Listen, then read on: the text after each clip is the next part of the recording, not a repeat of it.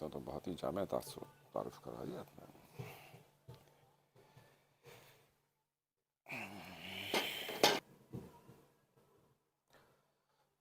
السلام علیکم ورحمۃ اللہ وبرکاتہ۔ کیا میری آواز قابل سماعت ہے؟ بسم اللہ الرحمن الرحیم۔ رب ادخلنی مدخل صدق واخرجنی مخرج صدق واجعل لی من لدنک سلطانا نصیرا۔ سب سے پہلے خوش آمدید کہوں گا مولانا جناب عبدالکبیر صاحب کو کہ اپنے بے پایاں مصروفیت کے باعث اور ان میں سے وقت نکال کر آپ یہاں تشریف لائے اور اہل ایمان کو ایمان کے ایسے موتیوں سے سرفراز فرمایا جو کہ جن کو سننے کے لیے کان جو ہے وہ ترس رہے تھے ایک عرصے سے۔ یہ جگہ، یہ مقام، یہ مکان نہ جانے کب سے ترسا ہوا تھا کہ یہاں اللہ پاک کا ذکر ہو، یہاں اللہ پاک کا نام بلند ہو، یہاں کلام پاک کی تلاوت ہو، اور اہل محلہ کی جانب سے میرے خیال میں ہر محلے میں جہاں مساجد بہت دور ہیں تو کسی نہ کسی ایک گھر میں اس طرح کی محفل کلام پاک کو سننے کی، سنانے کی کسی نہ کسی کے حصے میں سعادت آنی تھی، اور الحمدللہ اس گھر کے نصیب چمکے کہ کلام پاک ہم نے ختم کیا۔ گزشتہ رات موسم کی خرابی کے باعث یہ تقریب منعقد نہیں ہو سکی، جس کا ہمیں بہت افسوس اور ملال ہے، لیکن شاید رب تعالیٰ کے ہاں ایسا ہی منظور تھا کہ 21ویں شب کو جو ہے یہ تقریب منعقد ہو اور مولانا صاحب جو یہاں پر تشریف لائیں اور اپنے کلمات سے ہمیں نوازیں، اپنی نورانیت سے اس محفل کو منور فرمائیں۔ اب بات کا آغاز ایسا ہے کہ حضرت جی کے خطاب کے بعد مزید بات کرنے کی گنجائش رہ نہیں جاتی، یعنی کہ سورج کے آگے چراغ جلانا کسی طور بھی عقل مندی کی بات نہیں ہے، لیکن دل میں کچھ باتیں ہیں، کچھ چیزیں ہیں جو کہ آپ لوگوں کی خدمت میں پیش کروں گا۔ دور فتن کے بارے میں، آخری دور کے بارے میں اس وقت بہت زیادہ شہرت ہے میڈیا کے اوپر، خبروں میں ادھر ادھر جہاں بھی دیکھیے کہ جی جو بنی اسرائیل کے بارے میں آخری نشانیاں بیان کی گئی ہیں کلام پاک میں، احادیث مبارکہ میں اور دیگر روایات میں، اور اسی سے ریلیٹڈ جو واقعہ ہونے جا رہا ہے کہ وہ ایک سرخ گائے کی قربانی دینے جا رہے ہیں، جو کہ سب کو پتہ ہے کہ ریڈ ہیفر اس کو کہا گیا ہے۔ اس حوالے سے شاید امت مسلمہ کو حالات کی سنگینی کا قطعاً اندازہ بھی نہیں ہے اور ان کو اجمال بھی نہیں ہے کہ آگے کیا ہونا جا رہا ہے۔ یہاں دور فتن میں ایسی ایسی چیزیں، ایسے ایسے فتنے اور ایسی ایسی روایتیں یا چیزیں یا ریالٹیز دیکھنے کو مل رہی ہیں، بھلے وہ ٹیکنالوجی کی ایڈوانسمنٹ ہو یا بھلے وہ دین میں پیدا کر دی گئی بدعتیں ہوں۔ اللہ علیہ وآلہ وسلم کی حیات طیبہ کے دور سے ہماری گویا کہ پوری زندگی یہ آرزو رہتی ہے کہ ہم بیرون ملک شفٹ ہو جائیں، ہماری جو ہے نسلیں وہاں چین اور سکون اطمینان کے شب و روز گزاریں، اور بھلے اس کی خاطر ان کو اذان سننے کو نہ ملے 5 وقت، بھلے اس کی خاطر وہ عیدین نہ منا سکیں، بھلے اس کی خاطر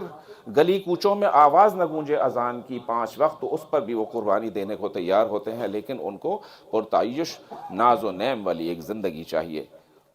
وہ اس زندگی سے قطعاً مختلف زندگی ہے جو صحابہ کرام کی زندگی تھی، جو اہل اسلام کی زندگی تھی، جو آپ جیسے علماء کرام کی زندگیاں ہیں، جنہوں نے محنتیں کی ہیں دین میں، جنہوں نے بچوں کو اس قابل کیا ہے، اللہ کے رستے پر ڈالا ہے۔ جو بچے ان روایات کے امین ہیں، میرے سامنے ماشاءاللہ طالب علموں کی کثیر تعداد یہاں جمع ہے، تو کلام پاک میں اللہ پاک کو موسیٰ علیہ السلام کے بعد یا عیسیٰ علیہ السلام کے بعد حضرت محمد مصطفیٰ صلی اللہ علیہ وآلہ وسلم کو پوری کتاب عنایت کی گئی۔ اس قدر جامعہ کتاب جو روز اول سے لے کر روز آخر بلکہ آگے جنتوں تک اور جنتوں سے بھی آگے لے جاتی ہے، وہ ہے کلام پاک۔ کلام پاک کو چھوڑ کر اگر ہم یہ سمجھ بیٹھے ہیں کہ ہم دنیا کی ترقی کر سکتے ہیں تو ہم ایک خواب غفلت میں ہیں۔ کلام پاک نے جو تھیوریز آج سے سینکڑوں سال 1445 سال پہلے عنایت کی، عطا کی، سائنس آج تک ان تک نہیں پہنچ سکی ہے۔ اسپیشلی آج کل بڑا شہرہ ہے کہ جی ایک ورم ہول ڈسکور ہوا ہے، جبکہ اللہ پاک کلام پاک میں ستاروں کے ڈوبنے کے مقامات کی قسم کھاتے ہیں۔ اتنا عرصہ پہلے بلیک ہولز دریافت ہو چکے کلام پاک میں۔ پھر اللہ تعالیٰ آسمانوں میں رستوں کی بات کرتے ہیں، برجوں کی بات کرتے ہیں، ٹاورز کی بات کرتے ہیں، انٹر ٹیرسٹریل ٹریول کی بات کرتے ہیں، شب معراج کا واقعہ سورہ اسراء میں یا پھر سورہ نجم میں آپ کو پڑھنے کو ملے گا، آپ کی عقل حیران ہو جائے گی کہ انتہائی قلیل وقت میں اتنا بڑا سفر ہونا ممکن ہے تو آخر کیسے ممکن ہے۔ یہ بھی معجزہ رسالت آپ صلی اللہ علیہ وآلہ وسلم کا جو ہے وہ ایک درخشاں موتی ہے، واقعہ معراج۔ واقعہ معراج سے پہلے ذوالقرنین کے سفروں کی بات ملتی ہے، واقعہ معراج سے پہلے جو ہے اصحاب کہف کے غار میں 309 سال سونے کی بات ملتی ہے، واقعہ معراج سے پہلے عزیر علیہ السلام کے واقعات ملتے ہیں۔ کہنے کا مطلب یہ ہے کہ کلام پاک کا اتباع اگر آپ چھوڑ دیں گے اور پھر سوچیں گے کہ ہم دنیا میں ترقی کر سکیں گے تو محض آپ کا خواب غفلت میں ہم سب سو رہے ہیں۔ اس وقت دور فتن میں جہاں پر مسلمانوں کی طرف چاروں طرف ایسی آفتیں آ رہی ہیں، ایسی افتادیں آ رہی ہیں، لیکن ہوش کے ناخن ہم نے ابھی بھی نہیں لینے۔ ہمارا بینکنگ سسٹم ہو ربا میں گھوم رہا ہے۔ ربا کے بارے میں کلام پاک میں جو کچھ آیتیں ہیں، علماء کرام بیٹھے ہیں ہمیں گائیڈ کرنے کے لیے، لیکن ربا کے بارے میں ہمیں اندازہ بھی نہیں ہے کہ بینکنگ سسٹم میں ہم 1 روپیہ بھی اگر سود کا اپنے گھر لے کر آتے ہیں، سود پر لی ہوئی گاڑی لے کر آتے ہیں، سود پر بنا ہوا مکان لے لیتے ہیں، یعنی ہر وہ چیز جو کلام اللہ میں جو رسول اللہ باقاعدہ اس کے بارے میں کہا گیا ہے کہ یہ وہ شخص ہے جو کہ ریسیو کرے گا دجال کو خود جا کر،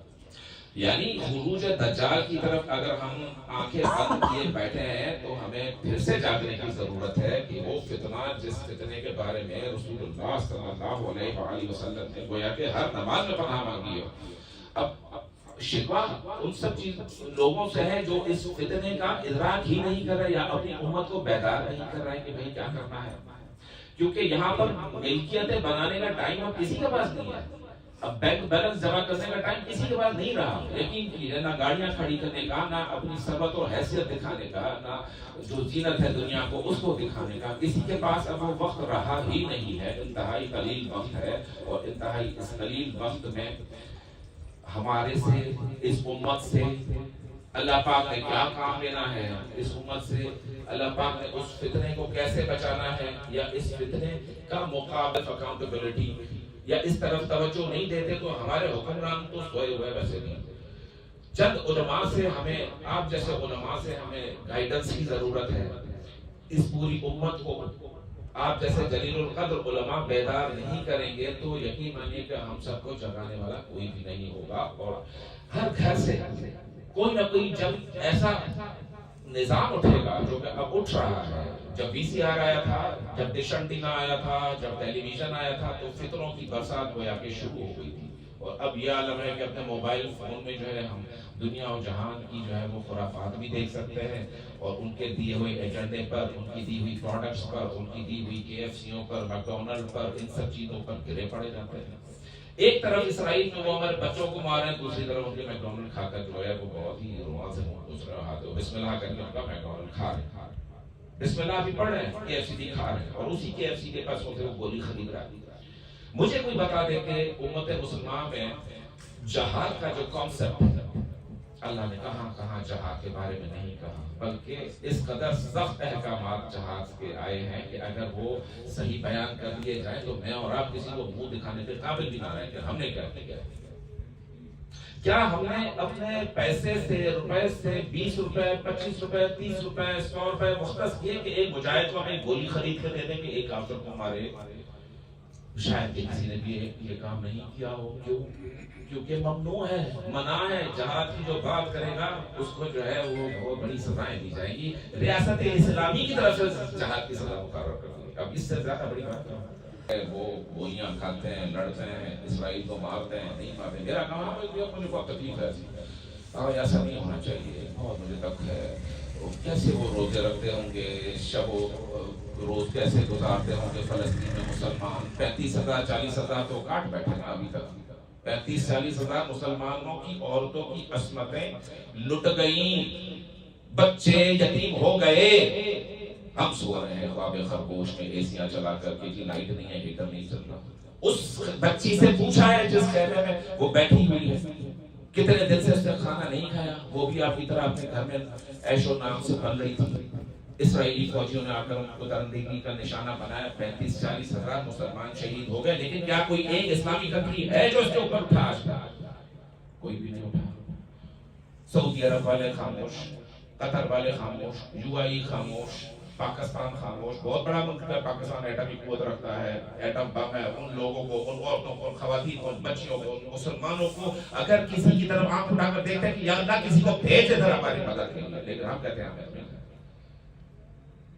ہم کہتے ہیں ہم تو اپنے خواب خاموش اور مصروف ہیں، ہم تو جو ہے وہ بس یہی کرتے رہیں گے، فلانی ترمیم پاس ہو جائے گی، فلانا ووٹ آ جائے گا۔ عوام کو ایک ٹرک کی بتی کی طرف لگا دیا تم لوگوں نے۔ عوام کو جو ہے وہ کیا سمجھ لیا ہے؟ اب علماء اپنا رول پلے کرنا چاہیں تو ان پر جگہ جگہ پابندیاں، ان پر جگہ جگہ مسائل، ان پر جگہ جگہ پرچے، یہ سب وہ سب۔ لیکن میں یہ کہنا چاہتا ہوں کہ اگر ایسا بھی کچھ ہو رہا ہے، ایسا بھی اگر کوئی ماحول ہے، پھر بھی علم بلند کرنا ہمارا فرض ہے، تاکہ حاضریوں رسول اللہ ہم سے یہ شکوہ نہ فرمائے۔ آپ کے ابرو مبارکہ پر، چہرہ نورانی پر ہمیں دیکھ کر ناپسندیدگی کے آثار نہ آ جائیں کہ یہ کون سی آگی میرے پاس شفاعت مانگنے کے لیے، جنہوں نے میرے دین کی خاطر، ان بچیوں کی خاطر، ان ماؤں کی خاطر، ان بوڑھوں کی خاطر۔ اب فلسطین میں اتنی زیادہ ہاسپٹلز کی تو انہوں نے بمبارڈمنٹ کر کے شہید کیا ہے۔ کیا کسی کو پتہ ہے کہ وہاں پر کتنے پیشنٹس تھے، کتنے آرتھو کے تھے، کتنے جو ہے وہ کارڈیو کے تھے، کتنے کسی اور لیور ٹرانسپلانٹ کے لیے آئے تھے، کوئی کسی اور کام کے لیے ہسپتال آیا تھا، وہ بھی لقمہ اجل بن گیا۔ کیوں؟ Across the board carpet compartment انہوں نے کر دی، سارا کچھ کر دیا، تباہی پھیلا دی۔ اور اب وہ اس جشن کو، اس مسرت کو دو چند کرنے کے لیے اب وہ ریڈ ہیفر کی جو ہے وہ قربانی دے رہے ہیں، لال بچڑے کی قربانی دے رہے ہیں، اور اعلان کر رہے ہیں کہ جی اس سے ہم اپنے آپ کو بالکل وہ پاک کریں گے، اس کی ایشز سے، اس کی راکھ کو ہم سب اسرائیلی ملیں گے اپنے جسموں پر، اس پورے مقام پر، اور یہاں پر ہیکل سلیمانی کی پھر سے تعمیر ہوگی، جہاں پر ہمارا مسیحت الدجال وہ آئے گا اور ہم اس کے ہاتھ پر بیعت کریں گے، اور اس کے بعد پوری دنیا پر ہماری حکمرانی ہوگی۔ یہ ہے ان کا ماسٹر پلان، جو کسی سے ڈھکا چھپا نہیں ہے۔ پہلے یہ ماسٹر پلان بہت ہی اس میں بات ہوتی تھی، ڈھکے چھپے تھی کہ کب ہوگا، کیسے ہوگا، لیکن ہمیں اندازہ نہیں تھا کہ ہماری ہی عمروں میں یہ فتنہ جو ہے وہ ہمارے ایسے سامنے آن کھڑا ہوا ہوگا کہ جس کا ہم نے سوچا بھی نہیں تھا۔ لیکن ہم اب تک مست ہیں اپنی مستی میں، ہمیں بازاروں کا رخ کرنا ہے، ہمیں عیدین کی بہت زیادہ شاپنگیں کرنی ہے، ہمیں جو ہے وہ گھر والوں کے کپڑے بنانے ہیں۔ فلسطین کی وہ بچیاں یاد نہیں آئیں گی آپ کو عید مناتے ہوئے، کپڑے خریدتے ہوئے، جو اپنے گھروں میں ایک رات آرام سے سو رہی تھی اور اچانک سے نیچے سے کایا پلٹ گئی، صبح اٹھ کر دیکھا تو نہ گھر ہے، نہ بلڈنگ، نہ کچھ اور ہے، لاشیں بکھری پڑی ہیں، پتھر بکھرے پڑے ہیں، کانٹے بکھرے پڑے ہیں، چیخو پکار ہے، آہو پکار ہے، خون بہ رہا ہے، مسلمان سو رہے ہیں، مسلمان جو ہے وہ اپنی کیفسی کھا رہے ہیں، مکڈونلڈ کھا رہے ہیں، مسلمان اپنی جو ہے وہ خواب خرگوش میں مصروف ہے۔ بھائی اس گھر میں میت ہوگی، ادھر تو نہیں ہوئی نا، اللہ کا شکر ہے، میری موت تو ابھی نہیں آئی نا، ان کی آ گئی برابر والوں کو، تو ٹھیک ہے دیکھیں گے جب آئے گی، یہ ایٹیٹیوڈ ہے ایز اے قوم ہمارا، جب آئے گی تو دیکھی جائے گی۔ دوسرا، ایسی خوراکوں پر لگا دیا گیا اس امت کو، چکن کے بغیر کسی کے گھر میں آج کل سالن نہیں پکتا، چکن، یعنی کہ یہ 8 ہفتے میں بننے والی مرغی وہ چیز ہے جو 6 مہینے میں بنتی ہے، وہ 8 ہفتے میں یعنی 2 ماہ میں تیار کی ہوئی مرغی آپ کو اتنا فاسٹ کر دیا گیا ہے، امپلسو کر دیا گیا ہے۔ کہنے کا مطلب یہ کہ جو غذا اس برائلر مرغی کو کھلا کر وہ آپ کے پیٹوں میں پہنچا رہے ہیں، اس سے آپ کی جو غیرت ہے، حمیت ہے، اس کا جنازہ نکل چکا۔ کتنی بازاروں میں بہنیں ہیں، مائیں ہیں، جن کے سروں پر آپ دیکھیں گے دوپٹے نہیں ہیں، دوپٹے تو کچھ دور اب آیا بھی نہیں ہے، کھلے عام وہ گھوم رہے ہیں، کھلے عام جو ہے وہ دین کا مذاق اڑایا جا رہا ہے، شریعت کا مذاق اڑایا جا رہا ہے۔ سب سے بڑا تو جو میں کہتا ہوں بینکنگ سسٹم ہے ہمارا، جو ربا کی ہم نے بات کی پہلے، اور یہ جو اب ہم نے اپنی خامیوں کی بات کی، تو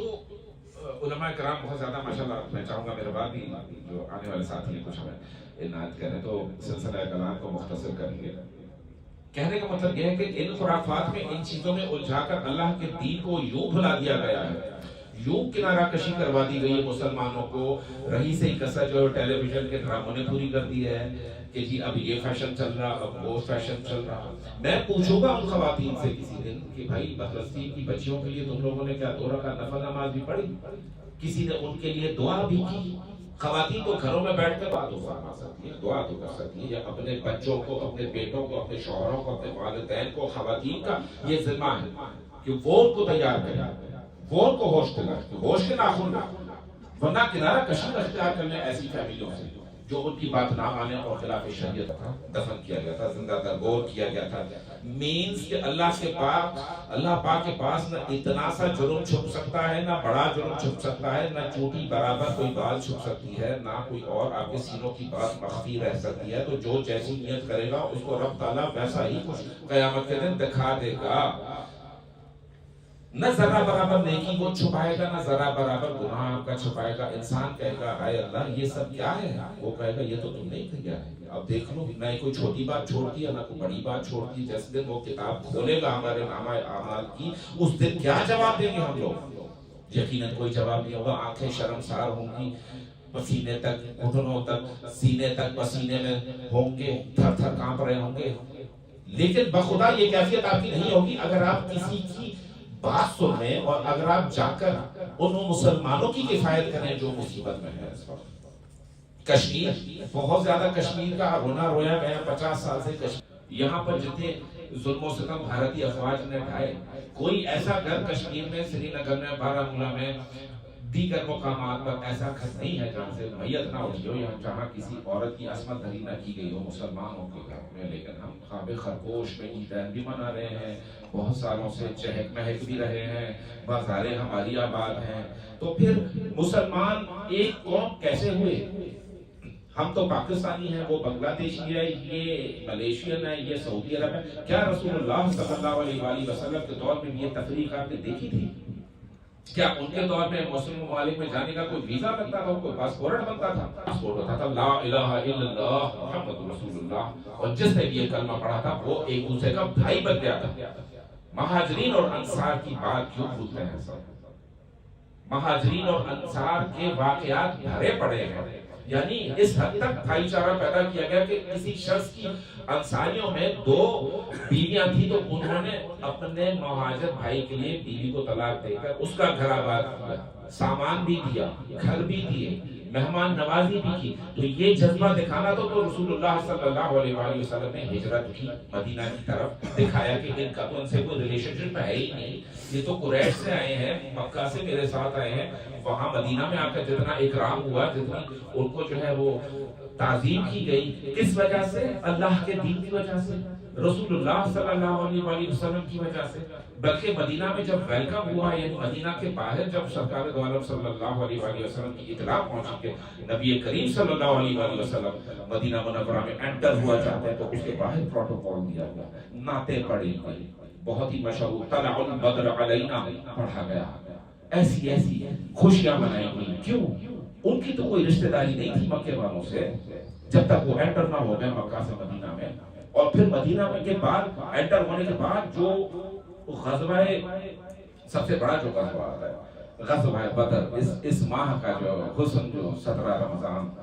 جو غزوہ بدر میں اللہ پاک نے مسلمانوں کی کیفیت دیکھی۔ دیکھو اللہ پاک کو جسٹ ٹیسٹنگ کہ میں دیکھوں کہ تمہارے اندر ایمان کا اب کتنا بلبلہ آ گیا ہے، اب رسول اللہ کی معیت میں ہو، رسول اللہ کی کمپنی میں ہو، اتنے صحابی بن چکے ہو، اتنا کلام پاک پڑھ چکے ہو، تو آؤ تھوڑا سا دکھاؤ، اپنا سامان حرب بھی تیار کرو۔